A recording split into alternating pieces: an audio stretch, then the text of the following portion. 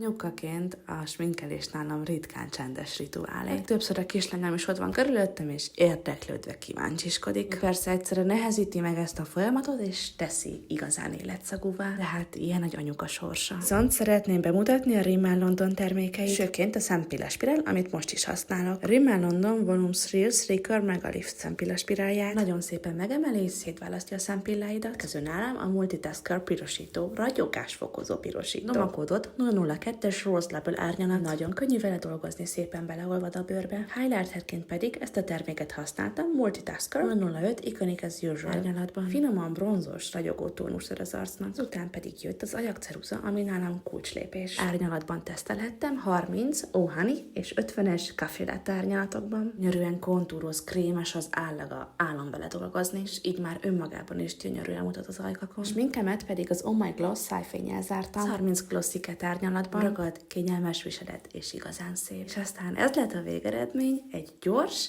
de mégis egyszerű smink. Persze anyukaként is egyszerű elkészíteni, és hát persze a Rimmel London termékeivel tényleg egyszerű dolgom volt.